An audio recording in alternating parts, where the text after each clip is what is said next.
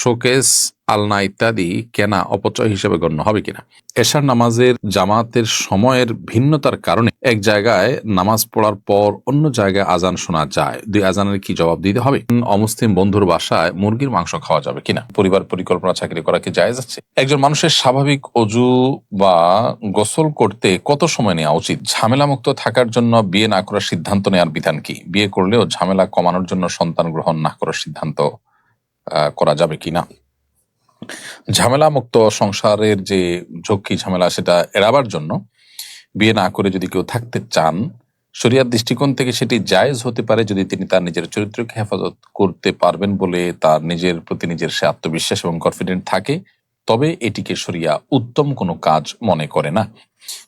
শরিয়ার দৃষ্টিকোণ থেকে উত্তম কাজ হবে আপনি বিবাহ শাদী সংসার সন্তান সন্ততি লালন পালন করার পাশাপাশি আল্লাহ রাব্বুল আলামিনের ইবাদত বন্দিগি এগুলোর মধ্যে মাশগুল হওয়া, নিজের আখিরাতের কাজে এগিয়ে যাওয়া, এটা হবে আপনার জন্য সর্বোত্তম উপায় এবং সর্বোত্তম ডিসিশন। আর এই মতটি অধিকতর শক্তিশালী, যদিও ইমাম শাফি রাহিমাহুল্লাহ সহ কোনো ইমামদের মত হলো যে যদি কেউ দ্বীনী ইলম এবং ইবাদত বন্দিগির জন্য বিবাহ মুক্ত জীবন গঠন করতে চায়, রাখতে চায়, তো সেটা তার জন্য উত্তম, তাদের মতে। নবী করিম সাল্লাল্লাহু আলাইহি ওয়াসাল্লামের হাদিসের দিকে তাকালে আমরা দেখতে পাই তিনি বলেছেন বিবাহ তার সুন্নাহর অন্তর্ভুক্ত। বিবাহ ছাড়া থাকতে চাওয়া সাহাবা ইকরামকে নবী সাল্লাল্লাহু আলাইহি ওয়াসাল্লাম বিবাহ করা, সংসার করার প্রতি উদ্বুদ্ধ করেছেন। এখান থেকে বোঝা যায় যে সে উত্তম। আর বিয়ে করার পর সন্তান হওয়ার ক্ষেত্রে সন্তান হলে ঝামেলা হবে সেজন্য আপনি সন্তান কম রাখলেন বা সন্তান নিলেন না, এরকম যদি সিদ্ধান্ত নেন সেটিও ভুল। কারণ নবী করিম সাল্লাল্লাহু আলাইহি ওয়াসাল্লাম বিভিন্ন হাদিসের আলোকে বোঝা যায় সন্তান গ্রহণ করতে বিরত থাকার বিষয়টিকে তিনি মোটেও প্রশংসার চোখে তিনি দেখেননি, বরং এটিকে কোনো ক্ষেত্রে বৈধতা দেওয়া হয়েছে, জাস্ট এটুকু। কিন্তু এটি কখনো উত্তম নয়। নবী রাসূলদের আল্লাহ সুবহানাহু ওয়া তাআলা যে সন্তান সন্ততি দিয়েছেন, সংসার তাদের ছিল, এরপরে তারা নবী রাসূল হয়েছেন, যদি এটা উত্তম হতো সন্তান গ্রহণ না করাটা, তাহলে সেক্ষেত্রে তারা কিন্তু সে পথে যেতেন। মোহাম্মদ রাশিক শাহরির আপনি লিখেছেন আইডি থেকে, এশার নামাজের জামাতের সময়ের ভিন্নতার কারণে এক জায়গায় নামাজ পড়ার পর অন্য জায়গায় আজান শোনা যায়, দুই আজানের কি জবাব দিতে হবে? দুটি আজান যদি শোনা যায়, আপনি প্রথমে যেটা শুনছেন সেটার জবাব দিবেন এবং সেটার জবাব দিয়ে আপনি যদি শেষ করেন, এর মধ্যে বা শেষ করার আগেই যদি আরেকটা আজানের শুরু হয়ে যায়, তো আপনি যেটা শুরু করেছেন সেটার জবাব দিয়ে শেষ করবেন, এটাই আপনার জন্য যথেষ্ট ইনশাআল্লাহ। আপনি যদি আরো কোনো আজানের জবাব দিতে চান বা আরো কোনো আজান শুনতে পান এর পরে এবং সেগুলোরও জবাব আপনি দিতে চান, দিতে পারেন, কোনো অসুবিধা নেই। এটা হলো মৌখিক জবাব। এরপরে আলেক্স হোসাইন আপনি লিখেছেন অমুসলিম বন্ধুর বাসায় মুরগির মাংস খাওয়া যাবে কিনা? অমুসলিম বন্ধু যদি তার বাসায় মুরগির গোশত রান্না করেন, তাহলে সেক্ষেত্রে সেই গোশত যদি কোনো মুসলিমের জবাই করা মুরগির গোশত হয়, অর্থাৎ জবাই যদি হালাল পদ্ধতিতে হয়, তাহলে তারা রান্না করেছেন সেজন্য সেটা হারাম হয়ে যাবে না, যদি না তারা কোনো সেখানে নাপাক কোনো কিছু না মেশায়। যদি নাপাক কোনো কিছু মেশাবার আশঙ্কা থাকে, তাহলে সেক্ষেত্রে সেটা খাওয়া না জায়েজ হবে। তো সাধারণত মুরগি বা গরু বা যে কোনো পশু, এটা যদি কোনো মুসলিম জবাই করে, তাহলে সেক্ষেত্রে রান্না কে করছে সেটা ম্যাটার নয়, জবাইটা হালাল হয়েছে কিনা সেটা হলো মূল বিষয়। মোহাম্মদ ইলিয়াস মঠবাড়িয়া এডি থেকে আপনি লিখেছেন বাসার শোকেস, আলনা ইত্যাদি কেনা অপচয় হিসেবে গণ্য হবে কিনা? না, শোকেস, আলনা ইত্যাদি এগুলো আজকাল নিত্য প্রয়োজনীয় দ্রব্যাদির অন্তর্ভুক্ত। এগুলো কিনতে গিয়ে যদি আপনি অহেতুক টাকা পয়সা নষ্ট করেন, একটা থাকছে আরো কয়েকটা কিনেন এবং কদিন পর পর আপনি চেঞ্জ করেন প্রয়োজন ছাড়া, একান্ত কোনো যৌক্তিক কারণ ছাড়া, এবং সেখানে আপনি অস্বাভাবিক মাত্রায় বা পর্যায়ে যদি আপনি টাকা পয়সা খরচ করেন, তাহলে সেক্ষেত্রে সেটা অপচয় হিসেবে গণ্য হতে পারে। এরপরে সজীব ইসলাম জয় আপনি লিখেছেন আমি বিদেশে থাকি, জুমার নামাজ ছাড়া অনেক ওয়াক্ত নামাজ একা একা পড়া লাগে, করণীয় কি? ভাই সজীব, জুমার নামাজ ছাড়া অন্যান্য ওয়াক্ত যদি অন্য কোনো মুসলিম না পান, তাহলে আপনি নিজে ছোট করে পারলে ছোট করে আজান একামত দিয়ে হলেও আপনি নামাজ পড়বেন, এমন ভাবে যেন আপনি জামাত নামাজ পড়ছেন। আর যদি অন্য কাউকে আপনি সামিল করবার কোনো সুযোগ থাকে, তাহলে সেটা আপনার করা উচিত। মাঝে মধ্যে হলেও, দূরে মসজিদ হলেও সেখানে গিয়ে জামাতে সামিল হওয়ার চেষ্টা আপনার করা উচিত। এর বাইরে আপনি এরকম কোনো জায়গা আছেন যেখানে আর কোনো মানুষ নেই যার সাথে জামাত করবেন, তাহলে সেক্ষেত্রে একা একা নামাজ পড়লে ইনশাআল্লাহ আপনার গুনাহ হবে না। তবে আপনার নামাজ, আপনার মৌলিক ইবাদত বন্দেগী যেন করতে পারেন সেরকম পরিবেশেই থাকাটা আপনার জন্য বাঞ্ছনীয়। ঝালকাঠির নলছিটিতে জমাজমির জন্য মেয়েরা বাবাকে 8 দিন তালাবদ্ধ করে রেখেছে, এরকম একটি ঘটনা পত্রপত্রিকা এসেছে। বাবার প্রতি সন্তান এই ধরনের আচরণ সম্পর্কে শরীয়তের বিধান কি? দেখুন, যে সন্তানরা এটি করেছে তারা তো কুলাঙ্গার সন্তান, সেটি বলার অপেক্ষা রাখে না। বাবা মাকে যেখানে উফ বলবার সুযোগ নেই, তাদের সামনে যেখানে আপনার সামান্য একটু বিরক্তির ভাব প্রকাশ করবার সুযোগ নেই, সেখানে বাবাকে তালাবদ্ধ করে রেখে তারই সম্পদ, তারই জমি জমার ভাগ নেওয়ার জন্য যে মেয়েরা বা যে ছেলেরা, যে সন্তানরা এ ধরনের কাজ করেছে, তাদেরকে আইনের আওতায় আনা উচিত। যার সম্পদ, এটা তার অধিকার, তিনি জীবদ্দশা সম্পূর্ণ ভোগ করে যেতে পারেন, দান করে যেতে পারেন, কিছু রেখে যেতে পারেন। সেখানে তাকে রীতিমতো আহ বেঁধে বা তাকে তালাবদ্ধ করে রেখে, তাকে আটক করে রেখে তারই সম্পদ দখল করতে চাওয়া, এটা দিন দুপুরে ডাকাতির মতো। এ সমস্ত সন্তানরা সন্তান নয়, তারা কুসন্তান, তারা কুলাঙ্গার, তাদেরকে আইনের আওতায় আনা উচিত এবং তারা দিনই কোনো শিক্ষা, ন্যূনতম মুসলমান বা ইসলামের কোনো ছিটা ফোটা তারা পেয়েছে বলে মনে হয় না। জান্নাতুল ফাহিমা জিমি এর থেকে আপনি লিখেছেন, পরিবার পরিকল্পনা চাকরি করা কি জায়েজ আছে? পরিবার পরিকল্পনার যদি এমন কোনো ডিপার্টমেন্টে আপনি চাকরি করেন, যে ডিপার্টমেন্ট থেকে চাকরি করলে কোনো হারাম বা কোনো খারাপ কাজে আপনাকে ইনভলভ হতে হয় না, তাহলে সেই কাজে আপনি চাকরি করতে পারবেন। আর যদি পরিকল্পনার এমন কোনো ডিপার্টমেন্টে আপনি চাকরি করেন যেখানে আসলে দিন শেষে এমন কাজ করছেন, মানুষকে পরিবার পরিকল্পনার নামে স্থায়ীভাবে জন্ম নিয়ন্ত্রণকরণ, তারপরে আরো ইসলাম বিরোধী বিভিন্ন যে সমস্ত প্রচারণা রয়েছে, বিভিন্ন কর্মকাণ্ড রয়েছে, সেগুলোর সাথে যদি আপনাকে সামিল হতে হয়, তাহলে সেটা আপনার জন্য নাজায়েজ হবে। অর্থাৎ এখানে দেখার বিষয় হলো আপনার ডিউটিটা এক্স্যাক্টলি কি, তার উপর নির্ভর করবে আপনার এই চাকরি হালাল নাকি হারাম সেই বিধান। একজন মানুষের স্বাভাবিক অজু বা গোসল করতে কত সময় নেওয়া উচিত? কেউ কেউ অজুর অঙ্গসমূহ ধৌত করার সময় বারবার ঘষতে থাকেন। এমন করতে করতে অনেক সময় 10 মিনিট ধরে অজু করেন। এমনও হয় যে এর কারণে নামাজও ঠিক সময় মতো পড়তে পারে না। এক্ষেত্রে করণীয় কি?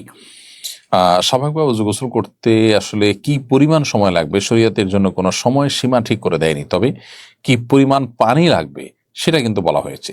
আনুমানিক মিডিয়াম সাইজের গ্লাস আছে, এই গ্লাসের 1 গ্লাস পানি দিয়ে বা একটু কম পানি দিয়ে নবী সাল্লাল্লাহু আলাইহি ওয়াসাল্লাম অজু করে ফেলতে পারতেন।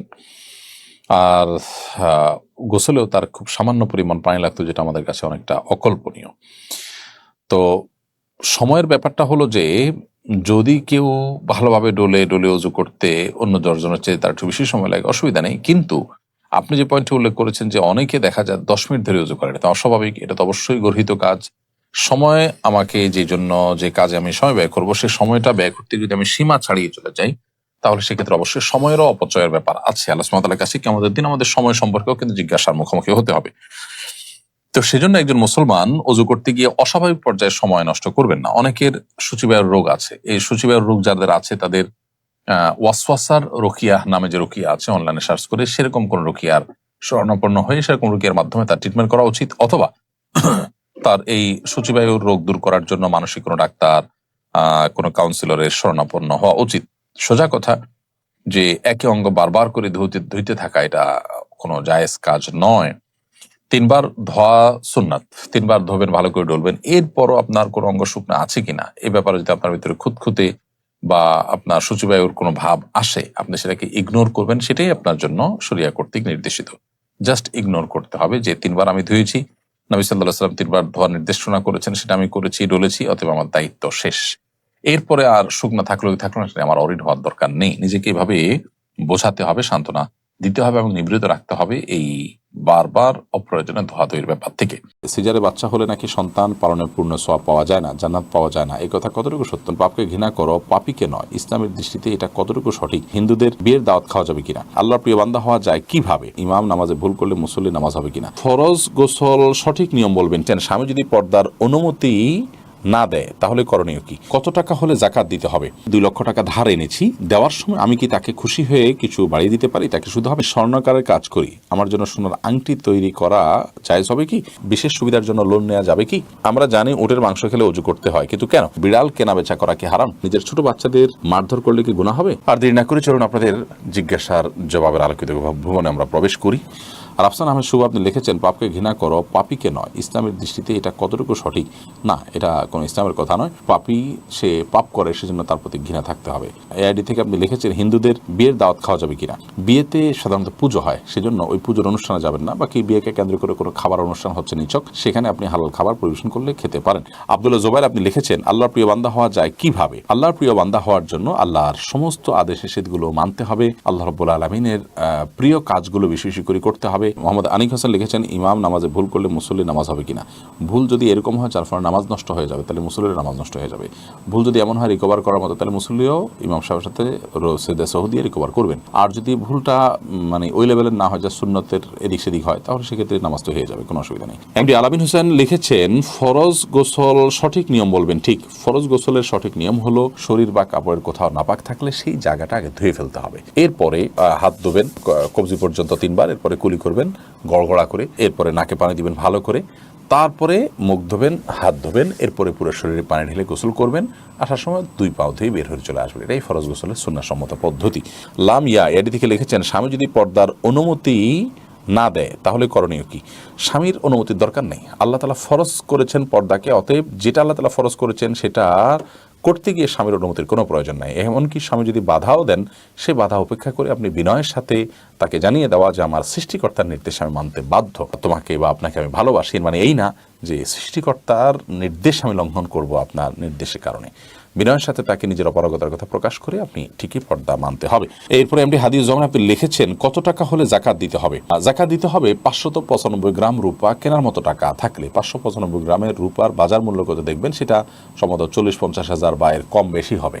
আমি এক্সাক্ট ফিগার বলছি না, জাস্ট আইডিয়া দিলাম। 1 লাখের নিচেই হয়ে যায় জাকাতের অর্থ যদি এই টাকা আপনার কাছে 1 বছর পড়ে থাকে, স্টে করে অবস্থান করে, তাহলে সেক্ষেত্রে 1 বছর পর আপনি এটা জাকাত দিবেন। আর যদি এর মধ্যে খরচ হয়ে যায় বা আপনি জমি কিনে ফেলেন বা এমন কোনো কাজে লাগায় ফেলেন যেটা জাকাতযোগ্য সম্পদ নয়, তাহলে সেক্ষেত্রে আর সেটা জাকাত আপনাকে দিতে হবে না। আয়ান ইসলাম আপনি লিখেছেন আমি একজনের কাছ থেকে 2 লক্ষ টাকা ধার এনেছি, দেওয়ার সময় আমি কি তাকে খুশি হয়ে কিছু বাড়িয়ে দিতে পারি? তাকে শুধু হবে না, এটা শুধু হবে না, বরং একটা হাদিস দ্বারা এটাকে অনুমোদন করা হয়েছে। একটা হাদিসে নবী করিম সাল্লাল্লাহু আলাইহি ওয়াসাল্লাম এর জন্য নির্দেশনাও দিয়েছেন, কর্দে হাসানা, কেউ আপনাকে দিয়েছেন লোন, আপনি পরিশোধ করার সময় আপনার নিজে থেকে কিছু বাড়িয়ে তাকে দিলেন, এটা জায়েজ আছে। তিনি এটার জন্য কোনো আশা করলেন না, অর্থাৎ তিনি পাবেন কি পাবেন না গুনাহখোর তার হয়তো মাথায়ও নেই, তিনি জাস্ট মূলটা পাবেন সে আশাই তার আছে। আপনিও দিবেন আগে থেকে এরকম কোনো চুক্তি তার সাথে করেননি, জাস্ট দেওয়ার সময় আপনি একটু বাড়িয়ে দিলেন, এটা কিন্তু সুদের অন্তর্ভুক্ত হবে না, এটা জায়েজ হবে ইনশাআল্লাহ বিইذনিল্লাহ। শাহনওয়াজ শেখ আপনি লিখেছেন আমি স্বর্ণকারের কাজ করি, আমার জন্য সোনার আংটি তৈরি করা জায়েজ হবে কি? হ্যাঁ, করতে পারেন আপনি, সোনার আংটি তৈরি করতে কোনো অসুবিধা নেই, কিন্তু পুরুষদের জন্য স্বর্ণ পরা হারাম। বিধায় কোনো পুরুষ পরবে আপনি জানেন, তারপরও আপনি হেল্প করেন, তাহলে সেক্ষেত্রে তো আপনি গুনাহগার হবেন। আর এমনিতে আপনি আংটি তৈরি করেছেন, সেই আংটিটা যে কেউ পড়তে পারে, পুরুষ পড়তে পারে, নারী পড়তে পারে, এরকম অপশন আছে। তো সেক্ষেত্রে আপনি আংটি তৈরি করলেই যে গুনাহগার হয়ে যাবেন ব্যাপারটি সেরকম না, কারণ আপনি তো আর কাউকে ওই আংটি পরার ব্যাপারে আপনি নিশ্চিত না যেটা কি ছেলে পড়বে নাকি মেয়ে পড়বে, যার কারণে গুনাহ হবে না। হ্যাঁ, যদি এরকম থাকে যে আংটির মধ্যে ছেলে কোনগুলো পড়বে সেগুলো আপনার নিশ্চিত থাকে যেটা ছেলেরা পরে, আপনি ইচ্ছাকৃতভাবে সেই আংটি বানাচ্ছেন ছেলেরা যে আংটি পড়বে, তাহলে সেক্ষেত্রে আপনি গুনাহগার হবেন। পশ্চিম বাংলা থেকে বলছি, কৃষি লোন না নিলে সরকারি সুযোগ সুবিধা পাওয়া যায় না, বিশেষ সুবিধার জন্য লোন নেওয়া যাবে কি?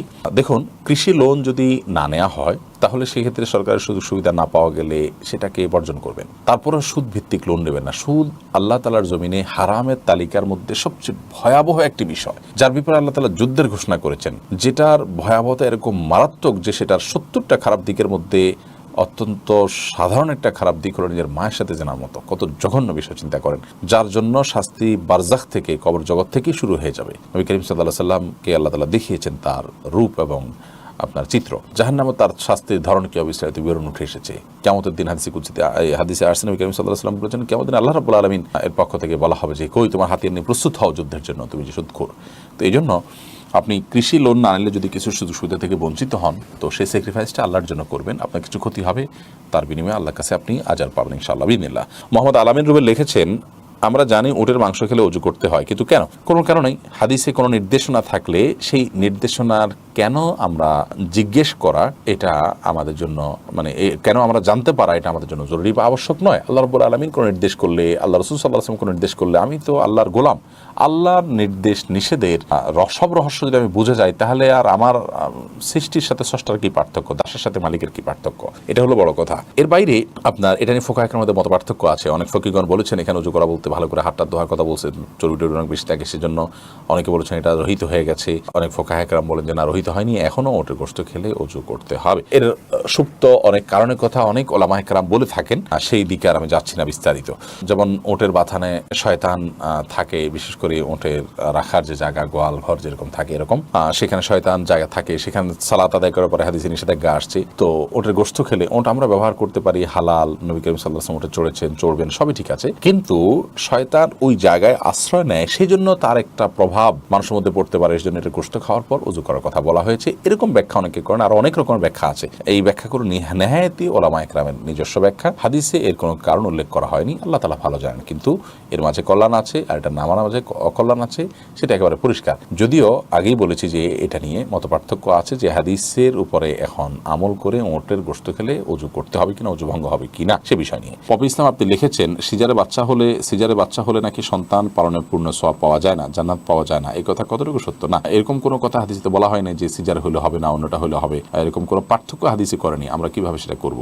অপরিচিত আইডি থেকে আপনি লিখেছেন, বিড়াল কেনাবেচা করা কি হারাম? বিড়াল কেনাবেচা করা হারাম নয়, বিড়াল কেনাবেচা করাকে মাকরুহ বলা হয়েছে। নবী করিম সাল্লাল্লাহু আলাইহি ওয়াসাল্লাম বিড়ালের কেনাবেচার টাকা খেতে নিষেধ করেছেন, নিষেধ করেছেন, কিন্তু নিষেধাজ্ঞার মাত্রাটা হারামের লেভেল পর্যন্ত না, অপছন্দনীয় লেভেলে, অর্থাৎ এটা নাজায়েজ, কিন্তু নাজায়েজের মাত্রাটা হারাম পর্যন্ত না, অনুচিত বা বেঠিক কাজ, ভুল কাজ, গুনার কাজ, কিন্তু গুনাটা কবিরা গুনার পর্যায়ে না। যদিও আমরা বলেছি এর আগে যে বিড়াল আজকাল অনেক প্রশিক্ষিত বিড়াল পাওয়া যায়, বিশেষ বিশেষ পারপাস সার্ভ করা হয়, সেগুলোকে বিশেষভাবে প্রশিক্ষণ দিয়ে লালন পালন করা হয়, অনেক কাজে আসে। তো সেগুলোর পেছনে যদি ইনভেস্ট আছে, সেগুলোকে বা এই বিড়ালগুলো কেনাবেচা অনেকগুলো জায়েজ বলেছেন। আর এমনি সাধারণভাবে বিড়াল কেনাবেচার হাদিস যেটা নিষেধাজ্ঞা আছে, সেটার বিভিন্ন রকম ব্যাখ্যা দিয়ে অনেক ওলামা ইকরাম সেটাকে জায়েজ বলেন। ব্যাখ্যা দিয়ে জায়েজ বলেন মানে এই না যে সে নিজের মন গড়া ব্যাখ্যা দেন, তারা মনে করেন যে এটা ব্যাখ্যা আছে। তো এর সপক্ষে মত আছে, কিন্তু জমহুর উলামাদের মত হলো সাধারণ বিড়াল কেনাবেচা করা মাকরুহ। মিম আইডি থেকে আপনি লিখেছেন, নিজের ছোট বাচ্চাদের মারধর করলে কি গুনাহ হবে? মারধরটা যদি হয় একেবারেই অল্প স্বল্প জাস্ট শাসন সুলভ, তাহলে সেক্ষেত্রে অসুবিধা নেই। কিন্তু যদি মারধর হয় সীমা লঙ্ঘন করে শিশুর প্রতি নির্যাতনের লেভেলে চলে যায়, তাহলে সেক্ষেত্রে অবশ্যই গুনাহ হবে। কারণ মা বাবাকে শিশুর মালিক বলে বানিয়ে দেওয়া হয় না যে তারা শিশুর উপর অত্যাচার করতে পারবেন, সে সুযোগ কিন্তু মা বাবারও নাই। অতএব শিশুকে যদি এত বেশি মারা হয় যেটা অত্যাচারের লেভেলে চলে যায়, তাহলে সেটা জায়েজ নয়। শাসনের প্রয়োজনে যতটুকু মারা যায় ততটুকু মারতে হবে।